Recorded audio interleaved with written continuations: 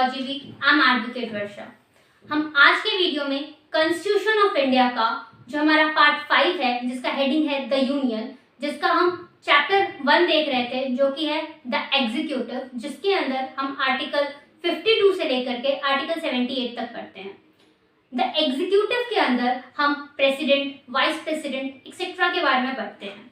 इसमें अभी तक हमने आर्टिकल 52 से लेकर के आर्टिकल 62 तक देखा, जिसमें हमने प्रेसिडेंट के बारे में बात किया कि प्रेसिडेंट का पोस्ट एग्जिस्टेंस में कैसे आया, उनके पावर्स क्या हैं, कैसे इलेक्ट होते हैं, क्या रिक्वायरमेंट्स हैं, ये सब हमने अभी तक आर्टिकल 62 तक देखा, आर्टिकल 52 से लेकर के आर्टिकल 62 के बीच में। अब हम वाइस प्रेसिडेंट के बारे में पढ़ेंगे, जो कि हमारा आर्टिकल 63 से स्टार्ट होता है। तो चलिए हम हमारा आज का वीडियो स्टार्ट करते हैं। सबसे पहले हमारा आर्टिकल 63, जो हमारा आर्टिकल 63 है, उसका हेडिंग कहता है the vice president of India. इसके अंदर कहा गया है there shall be a vice president. इसका मतलब कि इंडिया में एक वाइस प्रेसिडेंट होना चाहिए।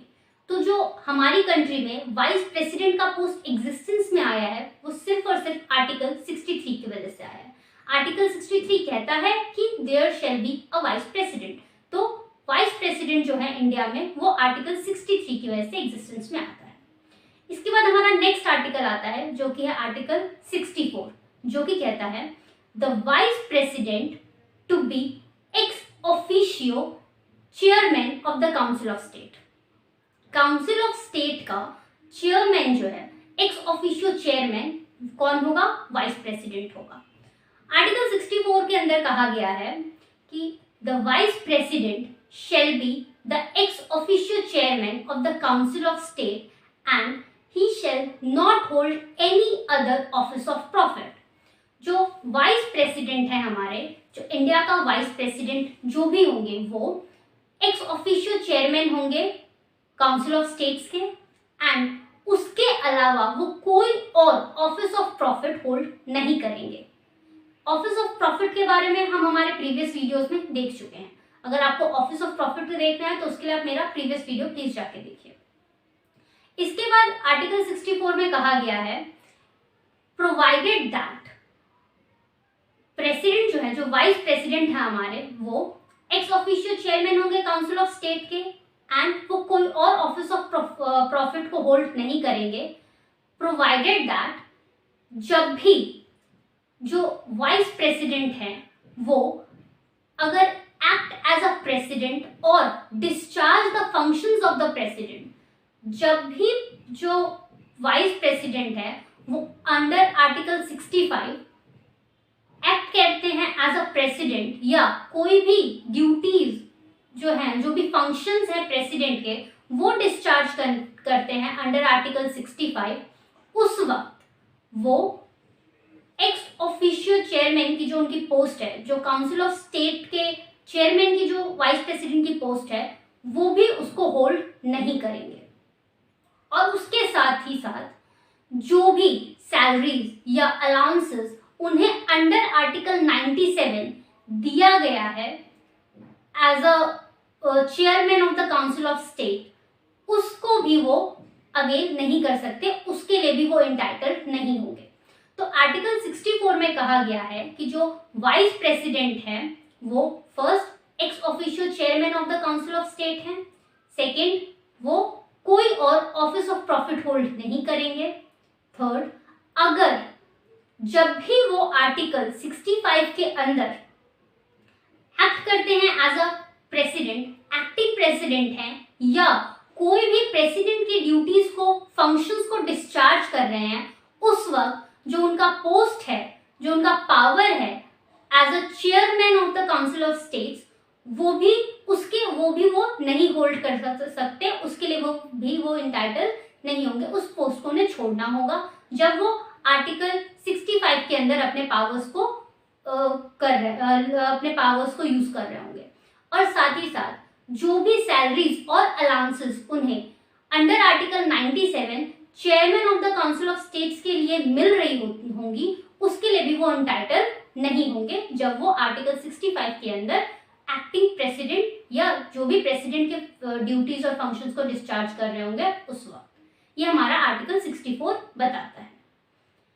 इसके बाद हमारा नेक्स्ट आर्टिकल आता है जो कि है आर्टिकल 65।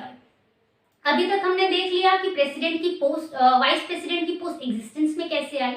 उसके बाद हमने देखा कि जो हमारे वाइस प्रेसिडेंट है वो एक्स ऑफिशियो चेयरमैन है काउंसिल ऑफ स्टेट्स के, और जब वो काउंसिल ऑफ स्टेट के चेयरमैन है उस वक्त कुछ और वो कोई और ऑफिस ऑफ प्रॉफिट होल्ड नहीं कर सकते, और अगर वो एक्टिंग प्रेसिडेंट है तो उन्हें अपना ये पोस्ट भी छोड़ना पड़ेगा, इस पावर्स को वो यूज नहीं कर सकते। इसके बाद हमारा आर्टिकल 65 है वो बताता है कि किस वक्त जो वाइस प्रेसिडेंट है वो प्रेसिडेंट की पावर को एक्टिंग प्रेसिडेंट कब बन सकते हैं, कब उन फंक्शंस को डिस्चार्ज करते हैं।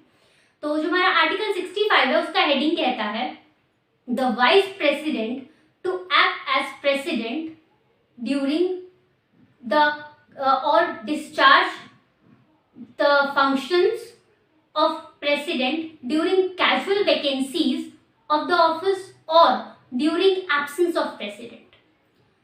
तो जो हेडिंग है 65 का वो सीधे सीधे ये बता रहा है कि जो वाइस प्रेसिडेंट है वो कब एक्टिंग प्रेसिडेंट होंगे या कब प्रेसिडेंट के जो भी फंक्शंस है उसे डिस्चार्ज करेंगे, casual vacancies during the office या फिर एब्सेंस ऑफ द प्रेसिडेंट। इसके अंदर हमारे पास 3 क्लॉजेस दिए गए हैं। जो क्लॉज 1 है आर्टिकल 65 का वो कहता है, वो बात करता है इवेंट्स इन द अकरेंस।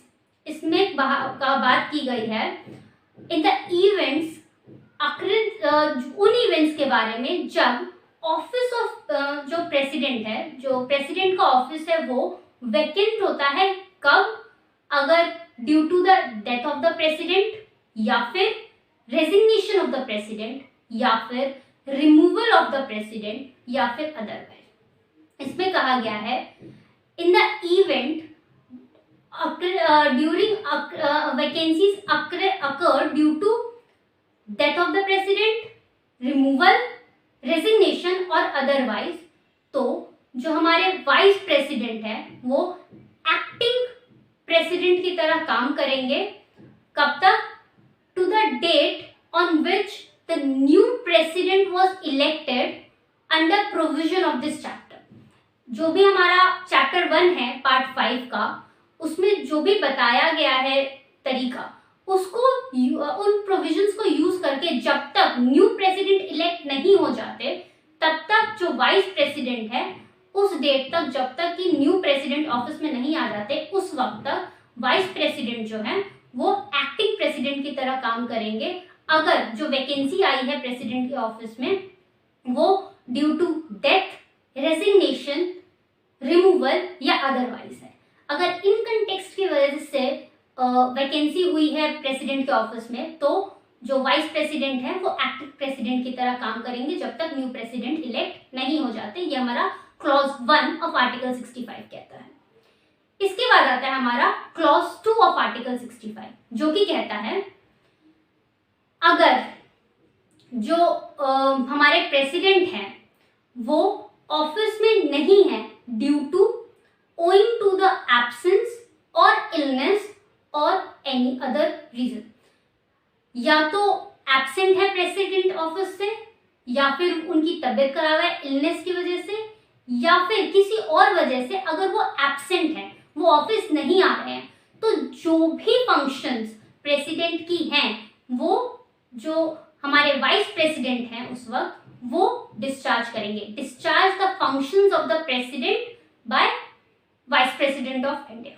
ये क्लॉज 2 कहता है कि अगर एब्सेंट है तो जो भी पावर्स हैं वो वाइस प्रेसिडेंट डिस्चार्ज करेंगे। कब तक? जब तक कि प्रेसिडेंट अपनी ड्यूटीज को फिर से रेज्यूम नहीं कर लेते, अपनी ड्यूटीज पे वापस नहीं आ जाते तब तक। अगर उनकी तबीयत खराब है या किसी और वजह से वो एब्सेंट है अपने ऑफिस से, तो ये क्लॉज 2 बात करता है 65 का। इसके बाद आता है हमारा next clause and last clause of article 65 जो कि कहता है क्लॉज 3 ऑफ आर्टिकल 65 जो कहता है the vice president to act as president और discharge the functions of the president. जब भी वाइस प्रेसिडेंट कोई भी ऑफिस मतलब एक्टिंग प्रेसिडेंट की तरह काम कर रहे हो या फंक्शंस को डिस्चार्ज कर रहे हो प्रेसिडेंट की, तो जो उनकी पावर्स हैं और उनकी इम्यूनिटीज हैं हैं वो बिल्कुल एक प्रेसिडेंट की तरह होंगी। जो भी प्रेसिडेंट की पावर्स और इम्यूनिटीज हैं वो वाइस प्रेसिडेंट को मिलेंगी। और साथ ही साथ जो भी अलाउंसेस या जो भी प्रिविलेजेस, इमैल्यूमेंट्स जो भी मिलती हैं प्रेसिडेंट को, वो सब वाइस प्रेसिडेंट को मिलेगी।